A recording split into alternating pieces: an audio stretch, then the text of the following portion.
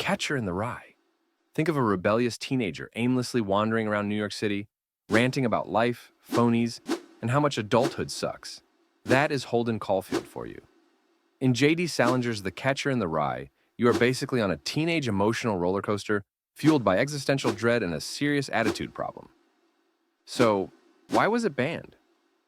Well, let's just say Holden has got a bit of a potty mouth. He was swearing his way through the book and treating authority figures like they were part of some personal prank show. Naturally, this didn't sit well with parents.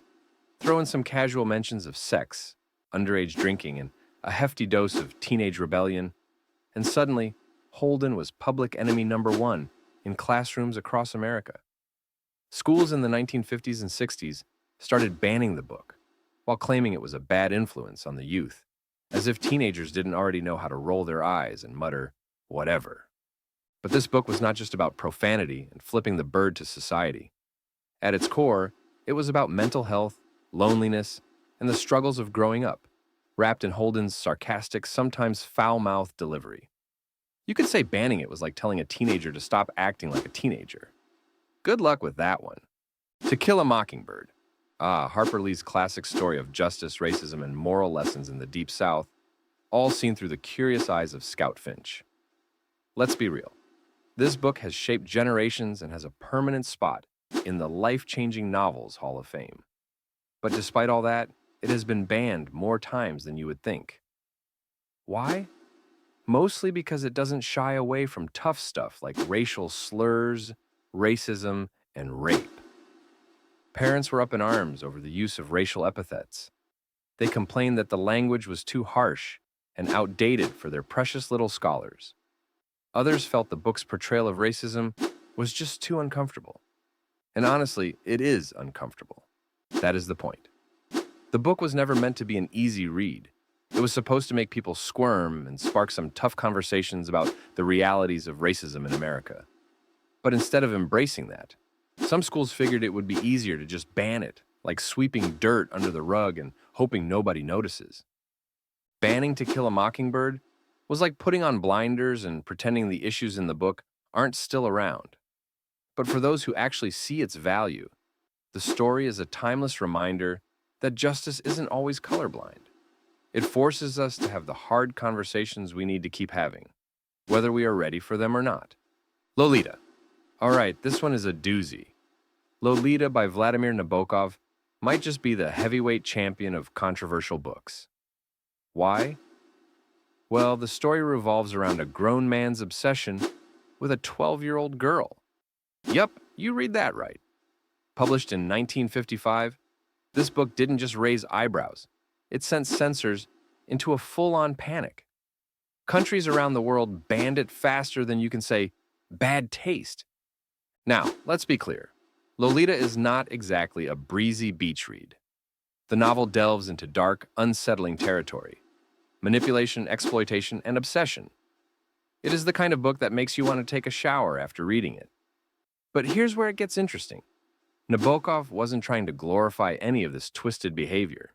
He was holding up a mirror to the ugliness of human nature and asking, uncomfortable yet? And uncomfortable it is. But that is the point. Nabokov didn't write Lolita to make you feel warm and fuzzy. He wrote it to make you squirm. He wanted readers to face the uncomfortable truth about obsession, power, and moral decay. It is not a story about love. It is a disturbing look at how far someone can sink into delusion. So, while many wanted to burn the book, it remains a powerful, haunting reminder of the dark corners we would rather not acknowledge exist. And trust me, there is nothing romantic about that. Brave New World. All right, picture this. A world where everyone is high on happiness. Literally. People pop pills called soma to stay calm, cool, and blissfully brain dead. It is a place where individuality is smothered, and the government keeps control by making sure no one feels anything real. Sounds kind of like an extreme version of scrolling through Instagram, right? Well, welcome to Aldous Huxley's Brave New World, where the future is all about mindless pleasure, tech, and zero freedom. So, why was it banned? Huxley didn't hold back when it came to touching taboo subjects. The book is packed with anti-religious vibes, sexual content, and critiques of societal norms. Places like Ireland and India were not impressed, yanking it off the shelves for being immoral and obscene. And schools weren't exactly lining up to teach kids about a world where popping happy pills is a daily routine. Shocking, right? But Brave New World isn't just some wild dystopian ride.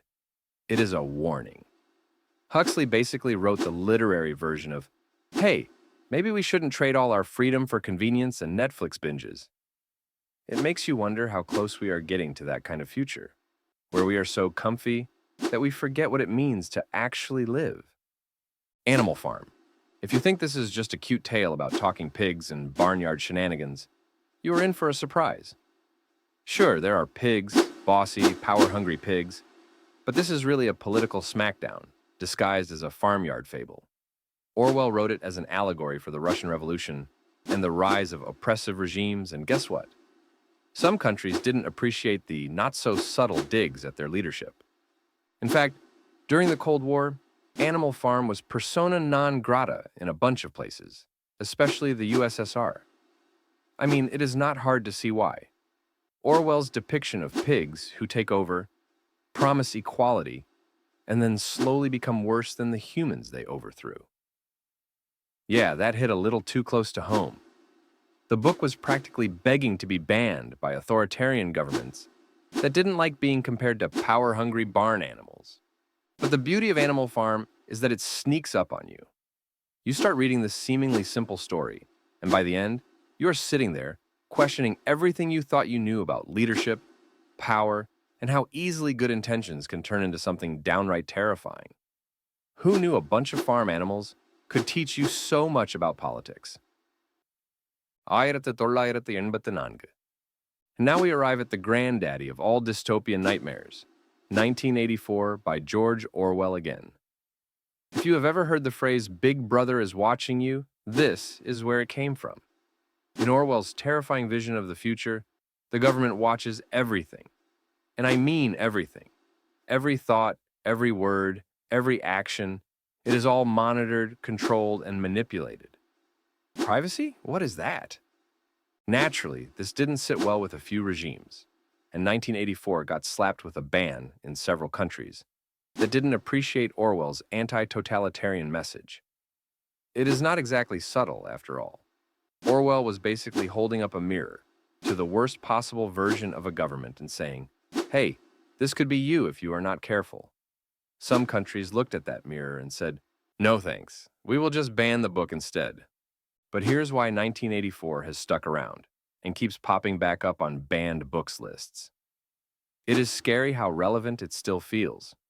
Orwell's world, where truth is whatever the government says it is, and freedom is just an illusion, feels a little too close to home in the age of surveillance, misinformation, and endless data tracking. It is the kind of book that keeps you up at night wondering, is this where we are headed? Let's hope not. The Bluest Eye, Toni Morrison's. The Bluest Eye doesn't just hit you in the feels. It knocks you down, leaves you there, and then hands you a mirror to look at the mess. The story follows Pecola, a young black girl who grows up convinced that life would be better if only she had blue eyes. Why? Because society's idea of beauty doesn't include her. Spoiler alert, it is heartbreaking. This novel tackles some heavy stuff: racism, child abuse, and the internalized hatred that festers in marginalized communities. It got banned in a lot of places, with critics clutching their pearls over its explicit content and themes of sexual abuse. Schools yanked it from the shelves, saying it was too much for young readers.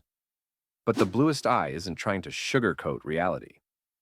It is a cold, hard look at how racism and trauma tear people apart from the inside. Banning this book doesn't make those issues go away. It is like trying to ignore a fire by throwing a blanket over it.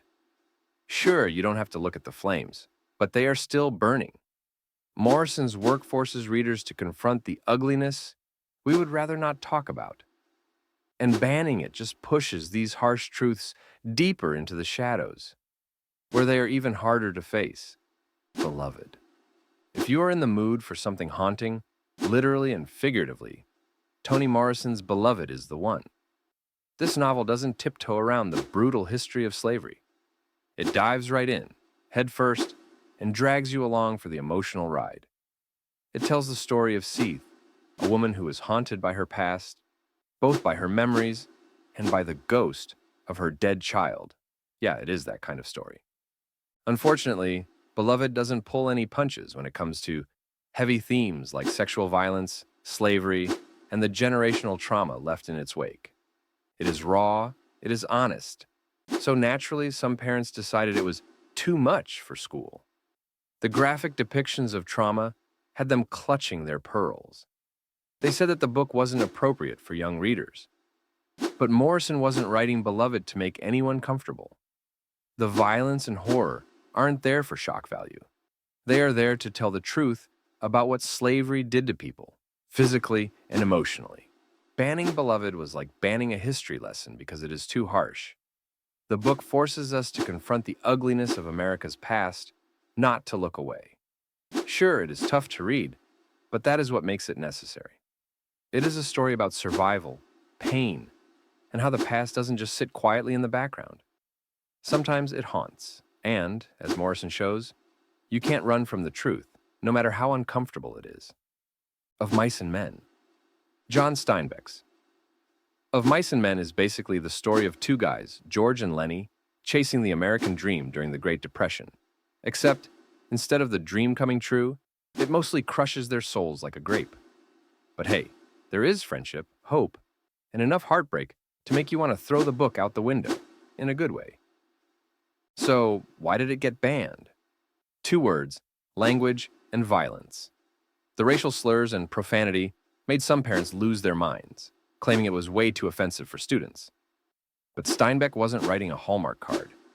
He was giving us the raw, unfiltered version of life at a time when most people were one paycheck away from losing everything. This book shows human vulnerability in all its messy glory. Steinbeck doesn't shy away from the ugly realities people faced back then. And while some folks prefer a sanitized version of history, banning this book means missing out on a deeply human story about struggling, dreaming, and surviving, even when the world has got other plans for you.